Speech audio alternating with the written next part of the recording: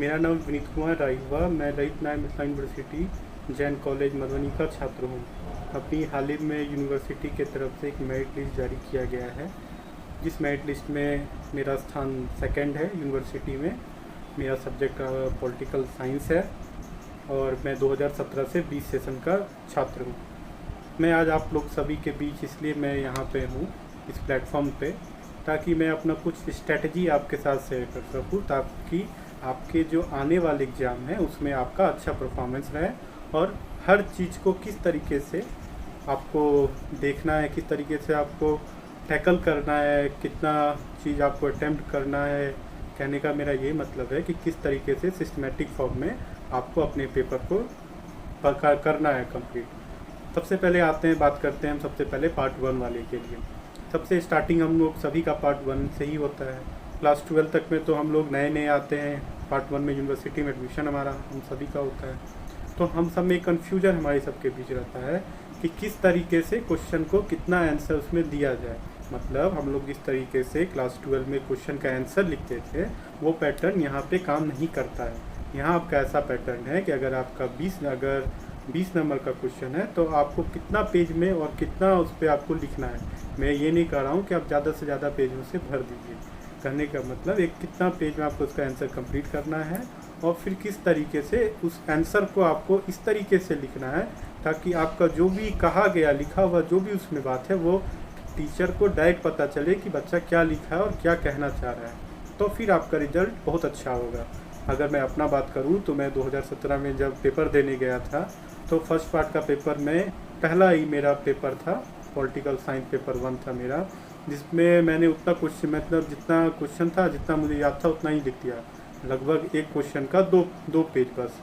तो बाद में मुझे उस सब्जेक्ट में कम नंबर आया और वही फिर मुझे पता चला जब मैं बाद में आया तो मुझे सब कहा कि ये ऐसा एग्ज़ाम यूनिवर्सिटी का होता है कि इसमें आप जितना आपको पता है उतना ही, मतलब शॉर्ट आंसर आपको नहीं काम करता है। खासकर मैं आर्ट्स वाले के लिए ज़्यादा बात कर रहा हूँ क्योंकि मेरा बैकग्राउंड भी आर्ट्स है। तो उसमें आपको एक लिखना पड़ेगा, अगर आपको लगभग 4 से 5 पेज में एक क्वेश्चन का आंसर आपको देना पड़ेगा। ये एक तरह से आप इसको कंपलसरी भी मान सकते हो। हाँ, अगर आंसर को अगर आपको नहीं याद है, ज़्यादा नहीं आप खींच सकते हो, खींचने का मतलब आप उस पर स्ट्रेस नहीं कर सकते हो कि मुझे अब उससे ज़्यादा नहीं आता है, तो आप जितना उतना ही लिखो। लेकिन उस जो भी लिखोगे आप उसको एक पॉइंट के वाइज में आप लिख दो। जैसे कि अगर किसी का, अगर जैसे भारत का संविधान है तो भारत के संविधान जैसे आप टॉपिक डालो, टॉपिक डालने के बाद उसका 4 से 7 लाइन में आप लगभग उस टॉपिक को लिखो। मतलब एकदम लाइन से स्टार्ट करो, वहाँ तक कंप्लीट करो, कम से कम 7 लाइन तक। उसके बाद आप, अगर आपको फिर और भी कुछ उसके बारे में आता है तो उसके बाद आप वो क्या करो, पॉइंट के बाद फिर डालो, फिर एक लाइन छोड़ दो, फिर एक लाइन के बाद फिर पॉइंट में डालो, फिर 4 लाइन लिखो, फिर दूसरा पॉइंट लिखना है तो फिर दूसरा पॉइंट लिखो, फिर 4 लाइन उसके बारे में लिखो। मतलब एक तरीके से एक लाइन छोड़ के आप सिस्टमेटिक ढंग से हर पैराग्राफ मेंटेन करके थोड़ा थोड़ा करके आप अच्छे तरीके से आप कर लो। ज़्यादातर कोशिश करो कि आप अपने पेपर को सही से और अच्छे तरीके से साफ़ सुथरा लिखो, क्योंकि अगर आप अजीब एक बार स्टार्ट करते हो और पूरा वहीं से लिखते चल के भरते चले जाते हो, लिख लेते हो, तो आपको कभी काम देने वाला नहीं आने वाला। क्योंकि टीचर आपके वो क्वेश्चन ज़्यादा पढ़ ही नहीं सकते हैं, क्योंकि वो आपको पॉइंट वाइज देखते हैं। जो बंदा पॉइंट वाइज अच्छे से लिखा रहता है वो पॉइंट वाइज पढ़ते हैं, समझते हैं हाँ ये पॉइंट है, तो वो समझ जाते हैं। सेकंड, आपको मैं एक और टिप दूंगा। अगर पेपर लिख रहे हो तो सबसे पहले आप क्या करो, नॉर्मल सा चीज़ है, वो सब जानता है कि आप पेपर लिखते हो तो एक आप 2 पेन ले जाना भी कंपलसरी है, क्योंकि आपको एमआरसी ब्लैक पेन से ही भरना पड़ता है। तो ब्लैक में आप डार्क ब्लैक बॉल पॉइंट लो, जेल पॉइंट कभी मत ले जाना। जेल पेन उतना वैसे भी एमआरसी में जेल पेन से भरना भी नहीं है। बॉल पेन लो, ब्लैक हो, डार्क चले, और आप हेडिंग डालो उससे, और आप जो उसके बारे में जो कुछ भी लिखोगे उसके बारे में विवरण जो दोगे वो विवरण आप ब्लू पेन में डालो। फिर अगर आपने ब्लू पेन में वो लिखा उसके बारे में विवरण आपने अच्छे से किया, और उस विवरण में कुछ आपको ऐसी चीज़ अगर आप मतलब उसको हाईलाइट करना चाह रहे हो कि ये टीचर ये देखे ये बात को मेरा, तो आप क्या करो, उस पर एक एपोस्ट्रॉफी एस लगा दो। एपोस्ट्रॉफी एस भी लगा सकते हो। वैसे तो मैंने अपना पेपर इंग्लिश में ही दिया है क्योंकि मेरा हिंदी बैकग्राउंड नहीं था और मुझे बहुत दिक्कत हुआ, क्योंकि कोई भी यूनिवर्सिटी का बुक से लेकर के इवन गेस्ट पेपर तक भी नहीं आता है। मैं बहुत ही शायद दरभंगा, पटना सब जगह कोशिश किया कि इंग्लिश में पेपर आए मेरा, लेकिन नहीं आया। तो मैं वही किया, एक मेरा अपना मैंने तो इंग्लिश में ही पूरा पेपर लिखा, सबको पढ़ के मैं अपने मन में रखता था और उसका नोट्स बना के फिर मैं आराम से जाके याद करके नोट्स को फिर जाके एग्ज़ाम देता था। तो आप क्या करो, उसको आप ना अच्छे से आप क्या करो, तो मैं बता रहा था विवरण अगर आपने लिखा तो आप अगर उसको हाईलाइट करना है, अगर मान लीजिए सपोज आप उसको हाईलाइट करोगे तो आप उसको क्या करो, नीचे में या अंडर उसको मतलब उसको काटना नहीं है, उसके नीचे अंडरलाइन कर दो। अगर आप ब्लू से लिखो तो ब्लैक से वहाँ अंडरलाइन करो। तो वहाँ पे क्या होगा, आपका वो पॉइंट जो है ना, वो मतलब ना चाहते हुए भी अगर टीचर कॉपी चेक करेगा तो वो ज़रूर वो चीज़ को पढ़ेगा, नोटिस ज़रूर करेगा। ये मतलब एक मतलब हर टीचर ये करता है, ये आज ही से नहीं है, क्लास 10 से ही हर टीचर जो अच्छा अगर पॉइंट हाईलाइट करना है तो आप अंडरलाइन कर सकते हो। इसके बाद फिर हम आ जाते हैं, अंडरलाइन कर दो। उसके बाद अगर आना है आपको कि फिर आप जो पेज लिखते हो, जिस तरीके से आप पेज का जैसे आप के मतलब आंसर हो गया आपका, तो उस आंसर अगर आपको पेज नेक्स्ट पेज में जाना है तो नीचे में ज़रूर पीटीओ लिखो।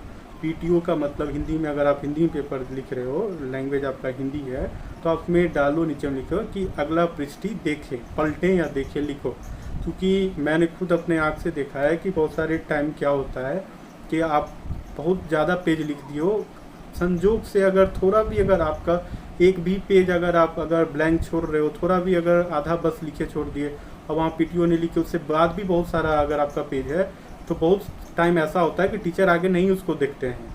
ये मैं एकदम रियल एग्जांपल इसलिए दे रहा हूँ क्योंकि मैंने आरटीआई किया था अपना 12th क्लास का, अपने क्या कहते हैं आंसर सीट को। तो वो आंसर सीट आया मेरे पास, तो वो मेरा नहीं आया, बाकायदा किसी और बच्चे का मेरे पास आ गया था।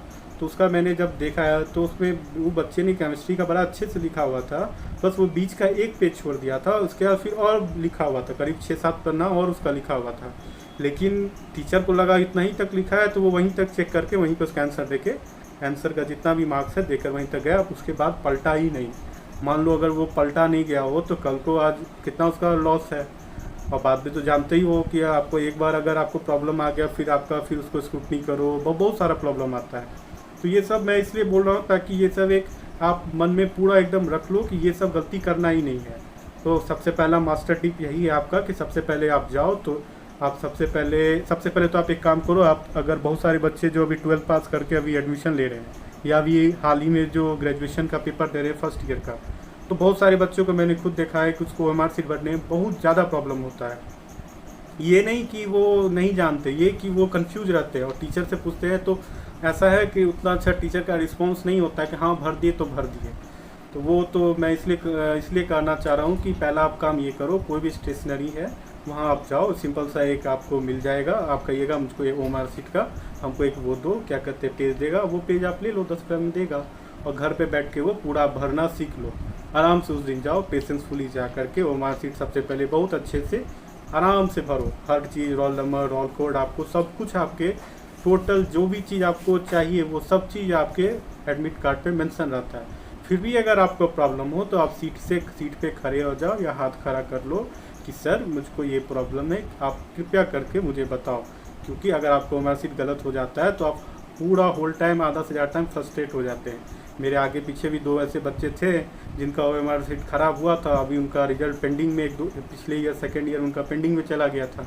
तो इसलिए मैं कहना चाह रहा हूँ कि हड़बड़ा के काम मत करो, पेशेंसफुली आप अगर आपको देना तो है एग्ज़ाम तो क्यों ना अच्छे से दे और ऐसा दे ताकि मेरा कोई भी उसमें बाधा ना आए। तो आप वो काम कर लो, पहला मास्टर टिप आपका वो सारा प्रॉब्लम ख़त्म हो जाएगा उसका।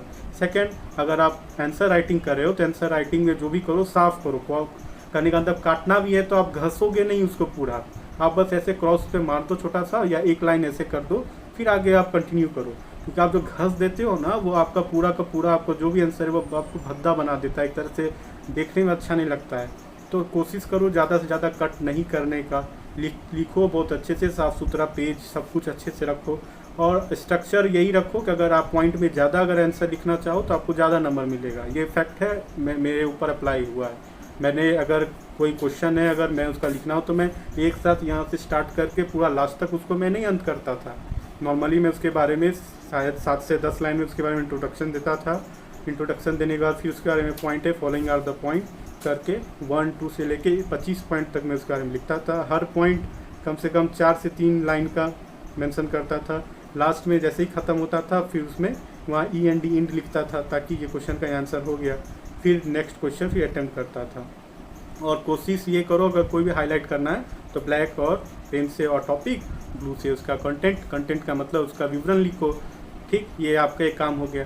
अगर आप लास्ट अगर पेज जब तक जहाँ तक जा रहे हो, PTO मतलब प्लीज टर्न ओवर्स का मतलब होता है या आगे पलटे, नीचे जरूर मेंशन करो ताकि कोई भी कॉपी चेक हो तो आपका वहाँ तक जरूर जाए जहाँ तक आपने लिखा है। दूसरा काम आपका हो गया, ये मास्टर टिप था। तीसरा मास्टर टिप है, जब आप अगर आपका पूरा कंप्लीट हो चुका है आपका पेज, तो आप क्या करो, लास्ट में आप लिख दो END, मतलब यहाँ तक मेरा, मतलब डबल स्लैश मारो, END लिख दो, मतलब मेरा पूरा पेपर हो गया है। ठीक है, ये तो हो गया स्टक। ये बहुत ज़रूरी है क्योंकि बहुत सारे बच्चा बहुत कुछ पढ़ लेते हैं, लेकिन उसका क्या होता है बहुत सारे बच्चे का कि इन्हीं सब चीज़ के कारण पूरा फ्रस्ट्रेट होकर उनका आधा से ज़्यादा पेपर ख़राब हो जाता है। ठीक है, तो ये ऐसा नहीं करना है, बहुत आराम से एकदम शांत होकर पेशेंसली करना है। याद रखो, एक बार एग्जाम होता है साल में और वो 1-2 घंटा का एग्जाम आपका ज़िंदगी का लाइफ का वो सर्टिफिकेट रहता है। तो इतना पढ़ोगे तो कुछ अच्छा करोगे, तब तो ज़िंदगी में याद करो कि ये पढ़ाई हुआ काम इतना अच्छा पढ़ा था तो ऐसा मेरा रिजल्ट आया।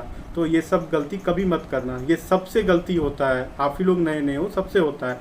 मेरा भी ऐसा था कि कोई पॉइंट मैं भी नहीं समझता था तो मैं खड़ा होकर मैं बोलता था सर मैं इसे भरूंगा नहीं जब तक आप नहीं बताओगे। तो फिर वो आते थे, उनको अगर किसी टीचर को नहीं पता है तो दूसरे टीचर आते थे बताते थे, तब जाके मैं वहाँ भरता था।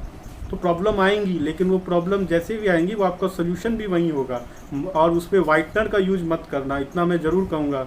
मेरे 2 दोस्त वाइटनर का यूज किए हुए थे और उनका सारा पेंडिंग में हुआ। वो क्या किए, उसको वो गोल डाउट होता है उसको घस करके फिर काट दिए, फिर उस पर वाइटनर लगा दिए। तो वैसा नहीं करना है, गलत हो गया तो भी कोई प्रॉब्लम, कोशिश करो सर को कि सर दूसरा अगर पेज दे सकते हो आप पेपर तो वो दे दो, मेरा लाइफ का सवाल है, एक बार एग्ज़ाम होगा। तो ये आपको ना फर्स्ट ईयर वाले में प्रॉब्लम होगा, सेकेंड ईयर थर्ड ईयर में आप लोग अच्छे हो जाओगे।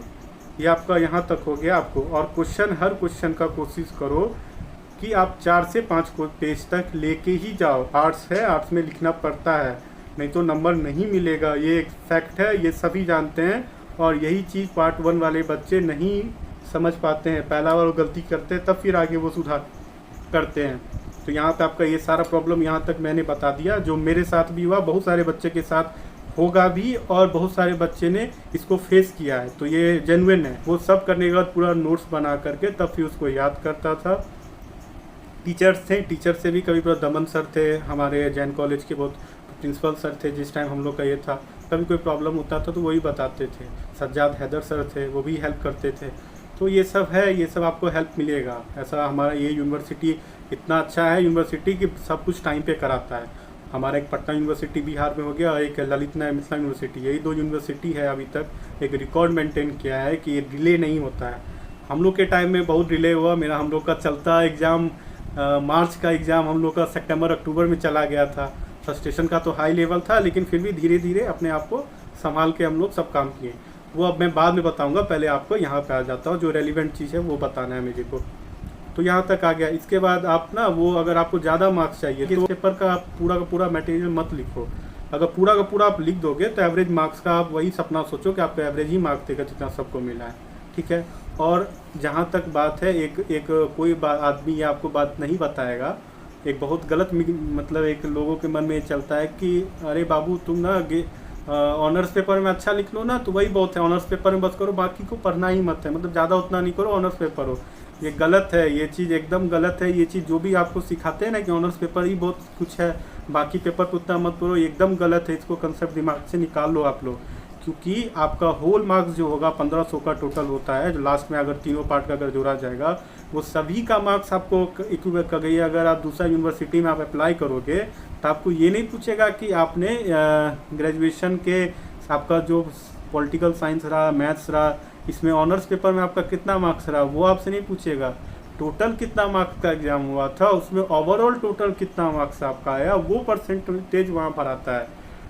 चाहे आप दिल्ली यूनिवर्सिटी का फॉर्म भर लो, चाहे आप बनारस हिंदू यूनिवर्सिटी का फॉर्म भर लो, वो मार्क्स आपको ग्रेजुएशन वाला मार्क्स करने का मतलब वो मार्क्स नहीं लेगा आपको कि आपने ऑनर्स पेपर में कितना मार्क्स लेकर आया है, वो ओवरऑल मार्क्स देखेगा। मतलब अगर आपका सब्सिडरी है, सब्सिडरी का मार्क्स, साथ ही साथ आपका हिंदी इंग्लिश NRB सब में आता है, उसमें आपको अच्छा करना ही है। तो ये भ्रम में कभी मत रहना कि यूनिवर्सिटी में बस ग्रेजुएशन पेपर में अच्छा लाने से बहुत अच्छा होता है। नहीं, आप लोग ये बहुत ही गलत फहमी में हो। ये जो भी सोचता है, जो बताता है, वो अभी भी एक तरीके से समझा नहीं कि किस तरह आगे क्या होता है। हाँ, यूनिवर्सिटी है, आपको टीचर्स बताएंगे, लेकिन बाकी आपका जो टोटल मतलब हर सब्जेक्ट का जो परसेंटेज है वो मायने रखता है कि उसमें आपका क्या परफॉर्मेंस रहा। मैं इसलिए बता रहा हूँ क्योंकि दिल्ली यूनिवर्सिटी और सब यूनिवर्सिटी में ओवरऑल परसेंटेज मांगता है, ये सिर्फ ऑनर्स पेपर का नहीं। तो आप हर सब्जेक्ट में अच्छा से पढ़ो, हर सब्जेक्ट को एक इक्विवेलेंट टाइम दो, अच्छे से उसको पढ़ो, और पढ़ने के साथ साथ एक और काम करो। जैसे सब्सिडरी पेपर आपने लिया है, तो सब्सिडरी पेपर में ये मत सोचो कि पासिंग मार्क ले आए तो बहुत अच्छा हो गया, बच जाना। नहीं, पासिंग मार्क से अच्छा लाओगे तो कल को ओवरऑल टोटल परसेंटेज में ज़्यादा आएगा, तो जो टॉप किया उससे भी ज़्यादा आपको इवन परसेंटेज रहेगा। इसलिए आप अच्छे से ये चीज़ को आराम से अभी से ही, अगर जो पेपर दे रहे हो फर्स्ट ईयर वाले, तो वो ये काम करो। सेकेंड ईयर वाले के पास भी टाइम है, क्योंकि उनका भी सब्सिडी पेपर सब होगा। फाइनल ईयर वाले के पास तो कोई टाइम ही नहीं है, क्योंकि चारों ऑनर्स पेपर है, और एक जो भी पेपर रहेंगे वो एक पेपर रहेंगे आपको वो जीके जीएस में। तो ऐसा कंसेप्ट किसी के दिमाग में आता है कि ज़्यादा मत मतलब उसमें बनाओ, नहीं तो प्रॉब्लम हो जाएगा।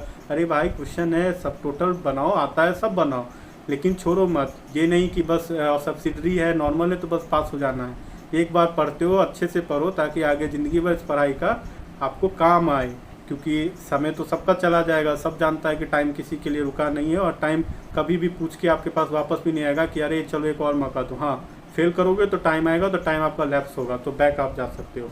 तो 2-4 मास्टर टिप्स मैंने बता दिया।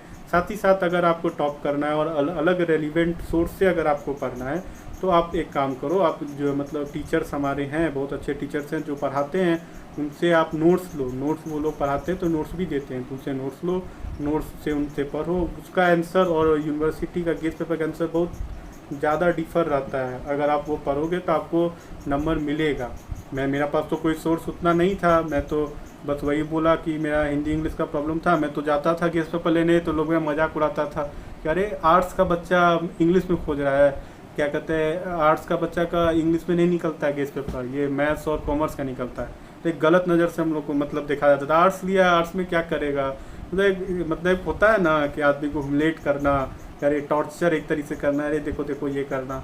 तो वो सब कभी मत सोचो कि आप अगर आर्ट्स लिए हो या कोई सब्जेक्ट लिए हो। सब सब्जेक्ट अपने हिसाब से लोग लेते हैं, किसी के अकॉर्डिंग नहीं लेते हैं। आप पढ़ते हो, आपको इंटरेस्ट है इसलिए आप पढ़ते हो।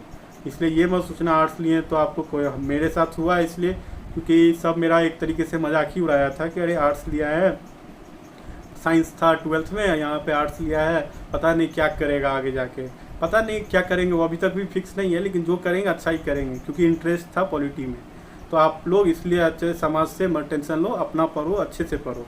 ये हो गया एग्ज़ाम का। आपको कोई भी इंफॉर्मेशन चाहिए, सरवन सर बहुत अच्छा काम कर रहे हैं।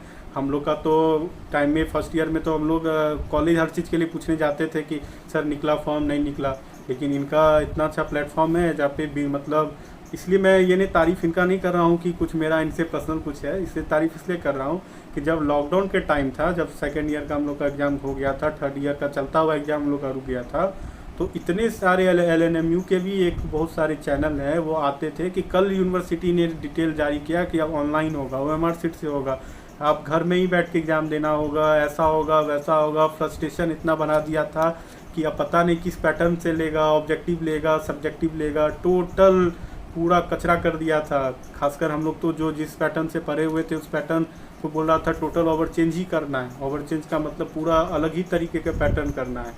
लेकिन इनका एक ऐसा चैनल है जहाँ पे आपको जेन्युइन बताते हैं। जेन्युइन बताने का मतलब ये नहीं है कि हाँ आज नोटिस जारी किया तो तुरंत अपलोड कर दो, नहीं, वो सबसे पहले पता लगाते हैं ये सही भी है न्यूज़ की नहीं, पता चला सही न्यूज़ है तो फिर वो अपलोड करते हैं, और तब सारा चल। आपको तो बहुत आजकल अच्छा टाइम हो गया कि आपको अब यूनिवर्सिटी दौड़ना नहीं है, अगर आपको कोई काम है तो आपको कॉलेज नहीं जाना, आपको सारा इन्फॉर्मेशन सरवन सर आपको इस LNMU के चैनल पे दे ही देंगे, और ख़ासकर जो भी देंगे जेन्युइन देंगे। इसलिए ये भी आपका एक बहुत बड़ा प्रॉब्लम ये सॉल्व कर रहे हैं, ताकि आपका कब डेट ऑफ एग्ज़ाम होगा, कब प्रैक्टिकल होगा, किस टाइम एडमिट कार्ड निकला है, कब जाके आपको क्या कहते हैं वहाँ जब सबमिट करना है सब कुछ, कब उसका फॉर्म निकला है, किस टाइम रजिस्ट्रेशन है, टोटल चीज़ बताते हैं। तो भाई इतना कोई भी अगर कोई कर रहा है तो समझो कि आपके लिए सब कुछ, आपको घर बैठे सब कुछ मिल रहा है, बस आपका काम क्या पढ़ना है। एक और चीज़ मैं और बताऊंगा, एक और बहुत ज़रूरी बात है क्योंकि ये बस सोचो एग्ज़ाम आएगा तो 2-4 मंथ पहले जा कर के गेस्ट पेपर खरीदेंगे पड़ेंगे, नहीं। आप जैसे अभी फर्स्ट ईयर में अगर आपका एग्ज़ाम कंप्लीट हो जाता है तो आप 2-4-6 मंथ के बाद आप क्या करो, गेस्ट पेपर खरीदो सेकेंड पार्ट का, और वो गेस्ट पेपर आप पहले ही आ जाता है, खासकर 6 महीना या 3-4 महीना बाद गेस्ट पेपर आ जाता है। आगे आप उसको लो, पढ़ो, घर पे बैठ के उसको पढ़ो, वो आपका कंप्लीट हो जाए तब फिर आप कोई सर है या कोई आपका यूनिवर्सिटी में कोई भी टीचर जो आपको मतलब आपको समझ आ रहा है उनका पढ़ाई, उनके मतलब लेक्चर का जो भी नोट्स है, तो आप फिर वो पढ़ो। अगर उनका कुछ नहीं समझ आ रहा है, यूट्यूब है बहुत अच्छा प्लेटफॉर्म। खासकर मेरा तो आधा से ज़्यादा पढ़ाई नेट से ही हुआ है, क्योंकि मैंने बोला कि मेरे पास कोई सोर्स ज़्यादा नहीं था। मैंने कालीकट यूनिवर्सिटी है, वहीं से मैंने उनकी इन्हीं के मटेरियल पे ज़्यादा रिलाई किया और वो उनका किया, तो वो आज मेरा पता चला। ऐसा नहीं है कि मैं टॉपर जैसा मतलब सोच के लिख रहा था, मैं बस ये लिख रहा था क्योंकि देखो भाई मेरा TLT है, जान जाओ। मेरा 12th में मतलब बहुत अच्छे से मैंने लिखा था मेरे, लेकिन उस टाइम ऐसा था 2017 के टाइम में कि सबका आधा से ज़्यादा बच्चा का अच्छा मार्क्स नहीं दिया गया था। मैंने RTI किया, बहुत कुछ निकला, लेकिन सबसे कुछ होने वाला नहीं होता है। तो रियलिटी यही है, टाइम मिलता है तो उस टाइम का कदर करो, हर एक नंबर ज़रूरी है। आज हमसे जो ज़्यादा नंबर लाया है, जो फर्स्ट टॉपर है, पता है वो कितना नंबर से टॉप हमसे ज़्यादा है? 0.0 मेरा है 68.25 है, तो उनका है 68.63 है। तो समझ लो बस थोड़ा सा ही अंतर है। थोड़ा सा अंतर का मतलब कहने का मतलब हो गया 25-10 मतलब लगभग समझो आप अगर 33% के लगभग आसपास, 33-34% के लगभग 0.34 का बात कर रहा हूँ, 0.34% से आगे पीछे होंगे, 0.33% लगभग है। आप देख लोगे उतना मतलब समझ सकते हो ना पॉइंट का मतलब कितना होता है। तो फर्स्ट टॉपर से सेकंड टॉपर बना देता है। तो टॉपर बड़ा चीज़ नहीं है, पढ़ो अच्छा ताकि हमेशा काम आए। और आगे भी आपका ये याद रखना, ग्रेजुएट आप किए, ग्रेजुएट का मतलब हुआ कि आप में ग्रेजुटी आ जाना, मतलब आप अब जिम्मेदारी के लिए हो चुके हो कि अब आपका हर एक रास्ता खुलेगा। UPSC हो, BPSC हो, या जो भी आप करना चाहते हो, वो सारे रास्ते आपको इसके बाद खुलेंगे। तो इस टाइम में ये 3 साल का पढ़ाई जो आपका है वो अच्छे से करना चाहिए ताकि कहीं भी रिजेक्शन ना मिले, क्योंकि समय बाबू वापस आने वाला नहीं है। जो करोगे इसी बीच में करोगे। एक बार पढ़ो, लेकिन अच्छे से पढ़ो, अच्छे से नंबर लाओ। और बाकी जो भी कुछ हो, कोई भी प्रॉब्लम हो, कुछ भी हो, अगर कॉलेज के रिलेटेड हो, सर हैं ही सरपंच सर, इनको मैसेज करो, कमेंट करके कुछ पूछ सकते हो, ये रिप्लाई करते हैं। मेरा भी 2017 में मुझे भी बहुत कुछ था कन्फ्यूजन, सर क्या नहीं होगा। ये भी बताए थे कि जो भी होगा वो आपको सही जानकारी वेबसाइट करने का मतलब चैनल पे अपलोड कर दिया जाएगा। अभी कोई ऐसा जानकारी नहीं निकल रहा है, जब तक कुछ सही नहीं निकलेगा यूनिवर्सिटी की तरफ से तब तक आप लोग रिलायबल मत करो ये सब। तो हम लोगों को उस टाइम बहुत एक तरह का हीलिंग मिलता था कि हाँ मतलब ये सब चीज़ को नहीं सोचना है, जो है उतने में करना है और उसी हिसाब से पढ़ना है। तो बस यही कहूँगा, अच्छे से आप करिए। फर्स्ट सेकेंड ईयर वाले लोग को ज़्यादा इसलिए कहूँगा कि हर सब्जेक्ट पे फोकस कीजिए, हर सब्जेक्ट में अच्छा नंबर लाने का सोचिए। थर्ड ईयर वाले भाई साहब को तो 2 फर्स्ट ईयर सेकेंड ईयर तो पास हो चुके हैं, फाइनल ईयर है, तो फाइनल ईयर में आप एक काम करो, फाइनल ईयर में तो आप अच्छा करोगे क्योंकि चारों ऑनर्स पेपर है। जो आपका GSG के पेपर है उसमें कोशिश करो कि आप अटैम्प्ट करो। अटैम्प्ट इसलिए करो क्योंकि देखो नेगेटिव मार्किंग है नहीं, 100 नंबर का होता है GK GS।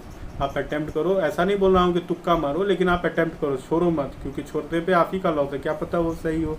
आप अटैम्प्ट करो, आपका अच्छा से ज़्यादा कम से कम आप 90-80 के लगभग लाओ, ठीक है। आपका एक मतलब हाइक मिलेगा आपके परसेंटेज में अच्छा खासा। और हर सब्जेक्ट पे उतना ही टाइम दो जितना ऑनर सब्जेक्ट पे देते हो, क्योंकि मतलब अब आगे के टाइम में बोले तो फाइनल टोटल मार्क्स लेगा और कितना टोटल मार्क्स में कितना क्या सब्जेक्ट में आया है। और अच्छे से पढ़ो, अच्छे से तैयारी करो, आगे तो सब कुछ अच्छा ही है। जो भी इन्फॉर्मेशन है वो सर देंगे ही, हम लोग भी हैं। कभी अगर कुछ ऐसा होगा, अगर कहने का मतलब अगर सरपंच सर कहेंगे कभी ऐसा कुछ है, तो हम लोग भी आप लोग को ज़रूर कुछ ना कुछ बताएंगे। मोटिवेट रहो। मोटिवेट रहने का मतलब ये है कि अगर कभी आप डिमोरलाइज कोई अगर आपको कर रहा है तो उस पर आप ध्यान मत दो।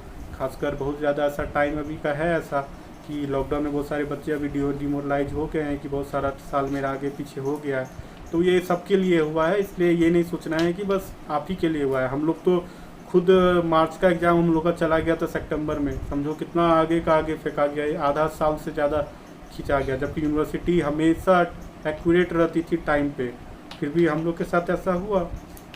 तो चैलेंज तो सबके साथ है, लेकिन फिर सबका अच्छा एक रिजल्ट भी आउटकम आता है, तो आउटकम भी अच्छा आया, अच्छे से एग्ज़ाम हुआ। हम लोग का तो लॉकडाउन के टाइम ख़त्म हुआ और कोरोना वायरस तब चल ही रहा था, तब भी जाके पहला हम ही लोग का एग्ज़ाम हुआ था, थर्ड पार्ट का एग्ज़ाम। तो यही सब बात बोलेंगे, अच्छे से पढ़िए आप लोग और कोशिश कीजिए ज़्यादा से ज़्यादा मार्क्स लाने का। और सब्जेक्ट जो भी रहे आपका, क्योंकि अब मेरा साइंस पे तो उतना मैं नहीं कर सकता हूँ, आर्ट्स वाले लोग को यही कहूँगा, कोशिश करो ज़्यादा से ज़्यादा लिखने का, हर एक क्वेश्चन का ज़्यादा से ज़्यादा उसका आंसर लिखने का, ज़्यादा मतलब पेज ज़्यादा लिखने का। और जो भी लिखो साफ़ सुथरा लिखो, पॉइंट वाइज लिखो, अंडरलाइन करो, हाईलाइट करो टॉपिक को, तब जा कर के अच्छे से एक आपका सिस्टमेटिक फॉर्मेट बनेगा कॉपी का, और उस हिसाब से आपको नंबर भी आएगा। चेकिंग करने वाले जो भी होंगे वो लोग भी सोचेंगे कि बच्चे ने जो लिखा है एक बहुत ही सिस्टमेटिक तरीके से लिखा है, जो कि पढ़ने में उनको अच्छा लगेगा और नंबर भी वो आपको अच्छा देंगे। ये रिलाई करो, देंगे वो नंबर। और जो भी है देखो आगे आगे आप सबका अच्छा हो आगे, और आप लोग अच्छे से यही सब बात करके अपना बात अंत करेंगे। बाकी सरवन जी हैं, वो जो भी आपको प्रॉब्लम है यूनिवर्सिटी का सारा वो करेंगे। तो वैसे सरवन जी को भी बहुत बहुत कंग्रेचुलेशन, उन्होंने अभी उनको भी सिल्वर प्लेट मिला है यूट्यूब पे, तो मैंने मतलब कंग्रेचुलेशन वैसे उन्हें पर्सनली भी दिया है, और अभी फिर से आप लोग की तरफ से भी कह रहा हूँ कि कंग्रेचुलेशन मैं उनको दे रहा हूँ, क्योंकि जो उनका काम है वो हम ही लोग जान सकते हैं कि हम लोग उस टाइम कितना हम लोग एक एक न्यूज़ के लिए छटपटाते थे कि सही रिलायबल न्यूज़ आ जाए, और वो इंसान हर न्यूज़ को टाइमली करना, वो भी एक्यूरेट करना, वो यही लोग की है। और इन लोग से बहुत हम लोग को एक ये मिला है कि नहीं, पेशेंस नहीं खोना है, हर टाइम पे एक सही का सही नोटिफिकेशन आता है, गलत पे रिलाई मत कीजिए। ठीक है, चलिए आप सभी लोग का अच्छे से एग्जाम हो, बेस्ट ऑफ लक, जय हिंद जय भारत।